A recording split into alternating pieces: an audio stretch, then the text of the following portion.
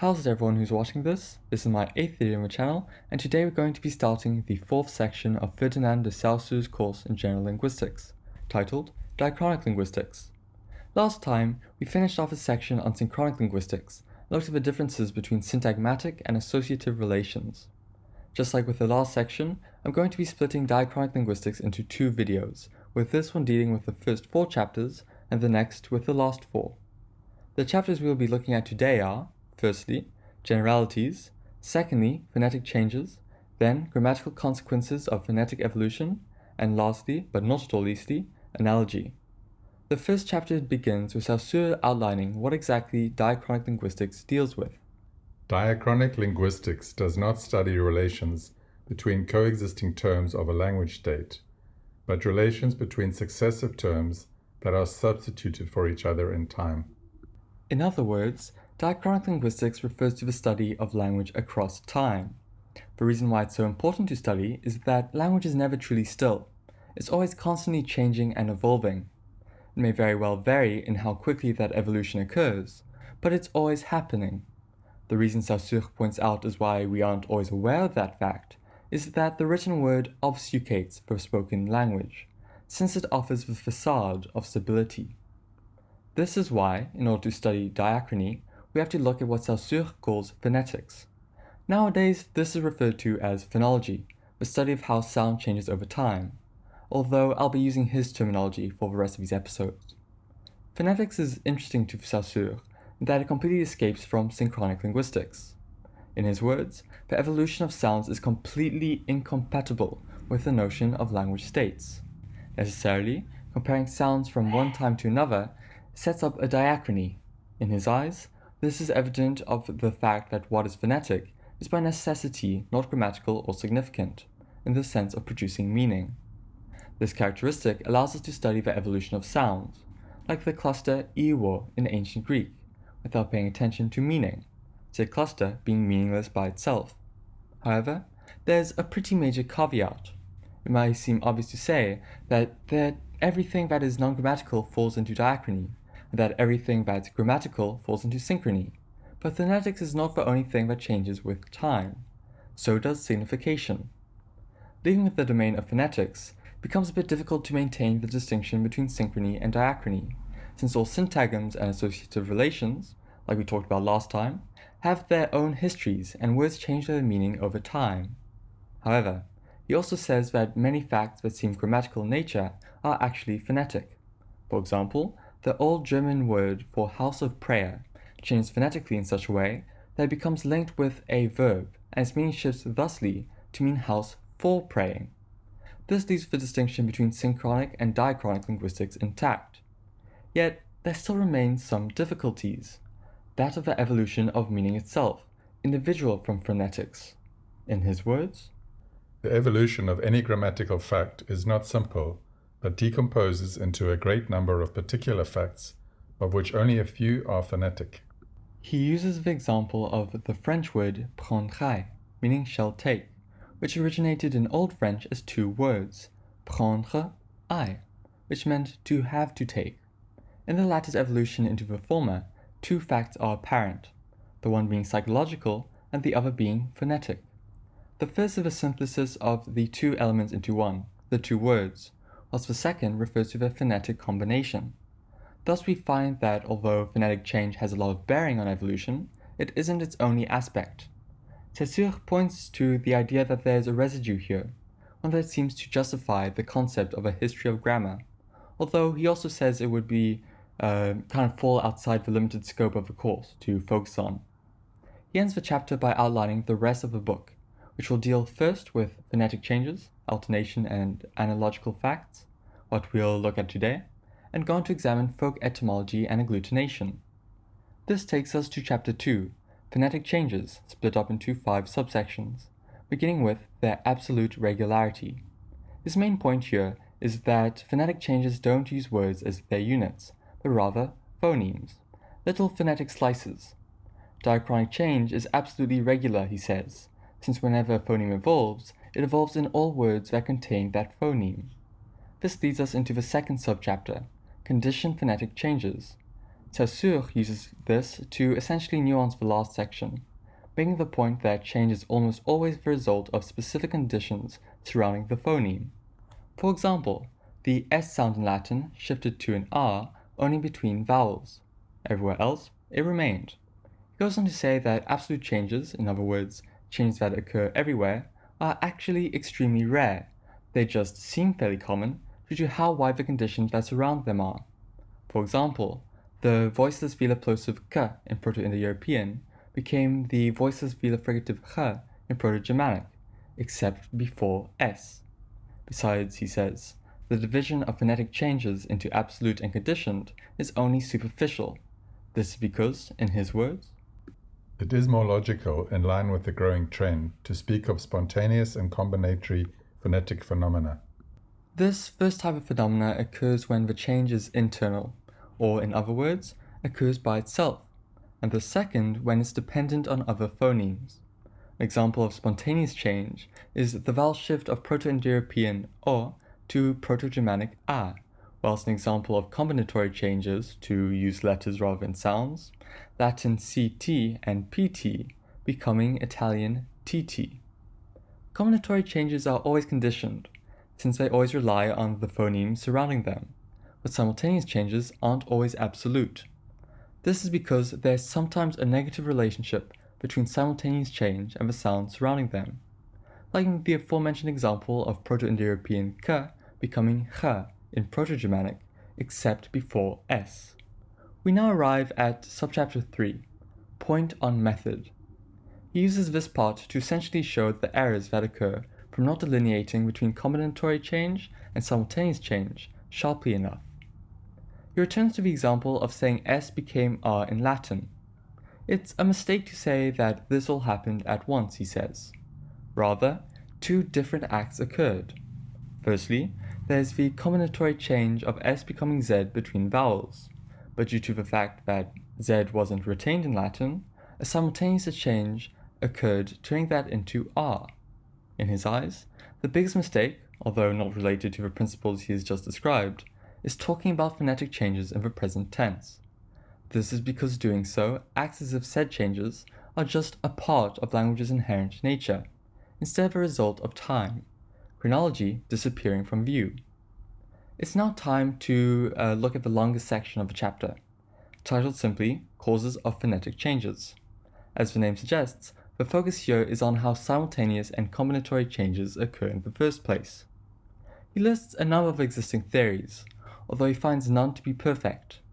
The first is the idea that race is what drives linguistic change. He rejects this out of hand, saying it's ridiculous to assume the color of one's skin is what determines diachronic change. He's a little bit more interested in the second, the notion that phonetic changes are adaptations to climate and soil. His final opinion is that, although it may play a role, there are still too many exceptions to say that climate is the main factor.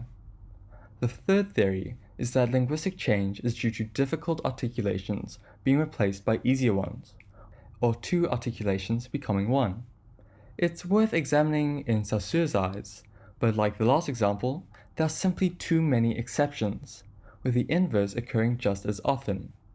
We now arrive at the fourth explanation, the idea that changes result from making mistakes in pronunciation as children.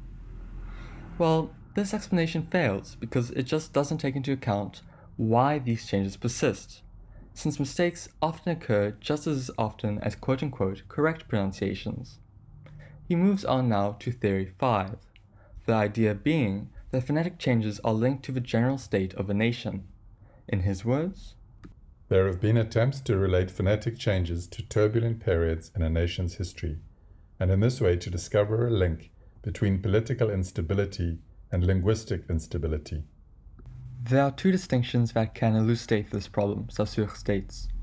Firstly, there's the fact that political stability doesn't affect language in the same way as political instability.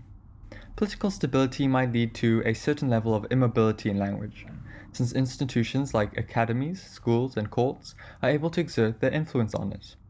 However, this all goes away when political instability hits, since the power of those institutions wanes.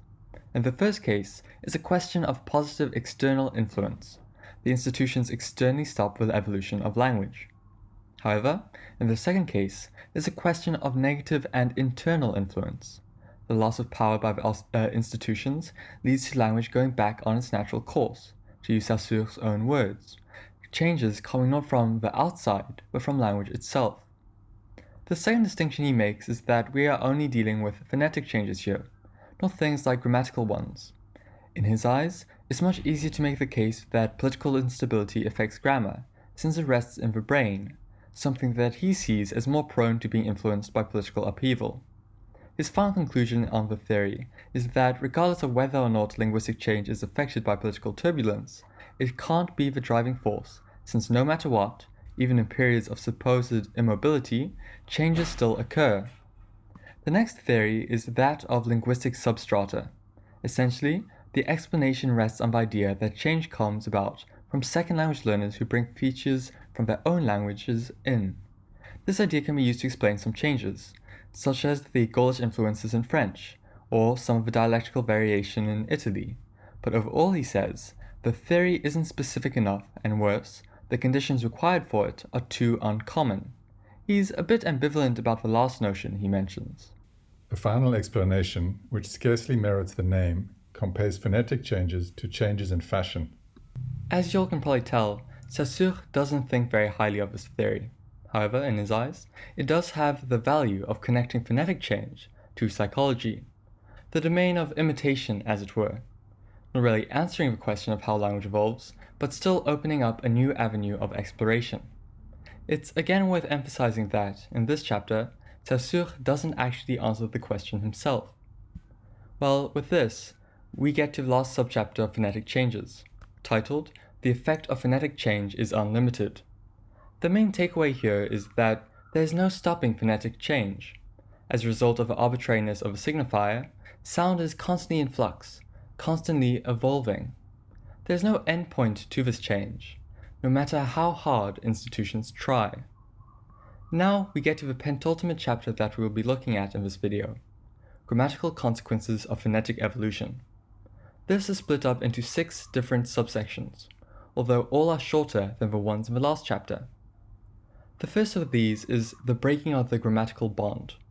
Here, he aims to show how phonetic changes result in splits between related words. He gives the example of Vulgar Latin for ewe and shepherd. At that point in time, the words were seen as linked in the collective mind of a community of speakers, the one word being a derivative of the other. However, as they evolved phonetically into French, that relationship disappeared. This has an effect on value, Saussure says. The word that once meant shepherd, meaning a herder of oxen in certain dialects. This takes us now to the second subchapter, effacement of the structure of words. Saussure's main point here is that phonetic change makes elements that were once pointed to the meaning of words become indistinct. The example he gives is of French ami and ennemi, the prior meaning friend and the latter, as you can probably guess, enemy. From first glance, they don't really have that much in common. However, if we go back to Latin, we would find that the word enemy originally came from inimicus, the prefix in meaning not, and the word amicus, the origin of ami. Together, they mean not friend, perfectly clear in Latin, but obfuscated in French. This leads directly onto the third section, titled There are no phonetic doublets. He begins by saying this. In the 2 cases we have examined, evolution radically separated 2 terms that originally were united grammatically. This phenomenon might give rise to a serious mistake in interpretation. This section's concern is, as the title suggests, dispelling the notion of phonetic doublets. What he seems to mean by a doublet is a pair of words that are descended from the same root unit. For example, the French words coucher, to sleep, and colloquer, an archaic word for to place, from Latin collocare. This may seem all well and simple, but in actuality it's more complicated. In this case, only coucher develops naturally. Colloquer came through explicitly adapting the Latin phrase.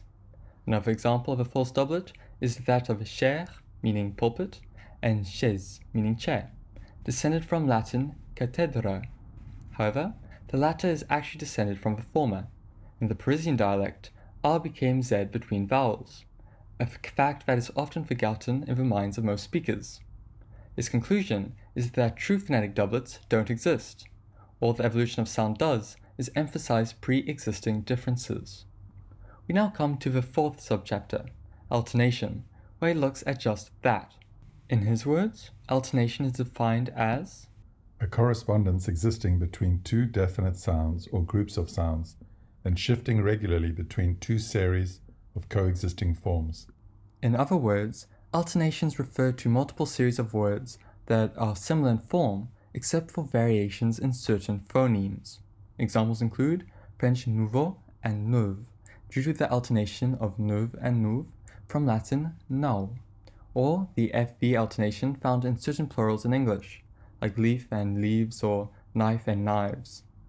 Diachronic phonetic change isn't the source of alternations, Saussure states.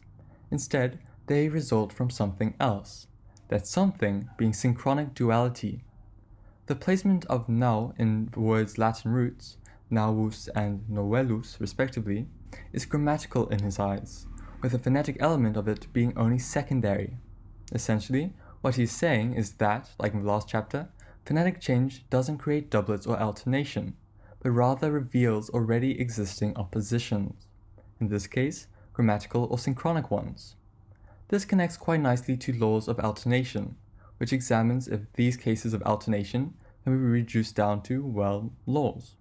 He uses the example of the alternation between and in German, such as in the words geben and gibt. Please excuse my pronunciation.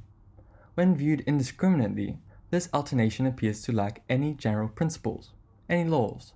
However, when alternating pairs are distinguished from each other and compared together, it soon becomes apparent that alternation is split down between things like tense and person, at least in the case of and e. Alternation can thus be thought of as coinciding with an important opposition of function, class, or determination, to borrow directly from Saussure. It composes a synchronic law based on underlying phonetic facts, the alternation itself. Like any synchronic law, then, it is general but not imperative. It is a mistake to say that the a in Nacht, meaning night, becomes I in the plural, Nächte, because it seems to suggest that there is some sort of law forcing itself on the speaker that requires that alternation, when in fact nothing of that is the case. It must be emphasized again, though, that this is a synchronic grammatical law, not a diachronic one, although it may rest on phonetic change. This takes us to the last subchapter, alternation and the grammatical bond. He goes back to his discussion of how phonetic changes breaks apart grammatical connections between words, nuancing it by stating that this isn't true of alternation. In fact, it causes the very opposite to occur. When speakers are used to an alternation, like between I and e in German, the bond between words containing said alternations becomes even closer linked in the minds of the speakers. We find ourselves now at the very last chapter of this half of Diachronic Linguistics, analogy. It is split into three parts, starting off with definition and examples. Saussure begins by reiterating that phonetic change is a disturbing force. It either produces alternations or loosens grammatical bonds between words. This leads to what he calls the linguistic mechanism being obscured, where phonetic changes hide general rules. Analogy, however, acts as a counterforce to this disturbance. In his words, it supposes a model and its regular imitation. Explain what he means, he says, an analogical form is a form made on the model of one or more other forms in accordance with a definite rule. To illustrate this, he offers the example of a Latin word honor. Originally, it was honos, with its accusative form being honosem. Through the change from S to Z to R that we talked about earlier in this video, honosem then became honorem. It's at this point that analogy stepped in. Following the distinction between orator and oratorem as a model, speakers began imitating their relationship by pronouncing honos as honor. To represent this example, Saussure offers this equation. Thus, he says, analogy offsets linguistic change and restores regularity. Now, having defined analogy, we can move on to the next section. Analogical phenomena are not changes. He starts off by lamenting that some of the early linguistics didn't really understand analogy, viewing things like honor in Latin as something akin to mistakes somehow made by language. The cause of this issue was how they were obsessed with words having so-called ideal forms, any variation thus only polluting them. It was only with the neo-grammarians, Saussure says, that analogy came to occupy its proper place. For the rest of the section, he focuses on outlining what exactly analogy is, seeking to prove the claim made in the title, that analogies aren't changes. There are three components of every analogy, he says. The first is the traditional form, such as honos. Next, there's the rival, honor. And then finally, there's the collective character made up of the forms that created the rival. An example of such a collective character is that of honorem, oratorem, and orator. This is what is represented by this diagram. Diachronic phonetic change is what is known as a metaplasm, a generic word for any sort of alteration in the phonetics of a word. It would be a mistake, though, to use the term to describe analogy. This is because analogy is what Saussure refers to as a paraplasm. It isn't a change, but rather the production of a new form, honor, next to an existing form, honos. Honor didn't evolve from honos. Rather, it was created to fit the collective character, existing side by side with the latter for time before overtaking it in popularity. This takes us on to the last subchapter that we're going to be looking at today, analogy as creative force in language. Here, Saussure's main thesis is that analogy is grammatical. Unlike in change, where meaning has no place, analogy only exists through its intervention. This can be seen in how analogy comes about via creation. It involves speakers to understand the relationship between different forms. Additionally, analogy originally belongs to speaking, mind.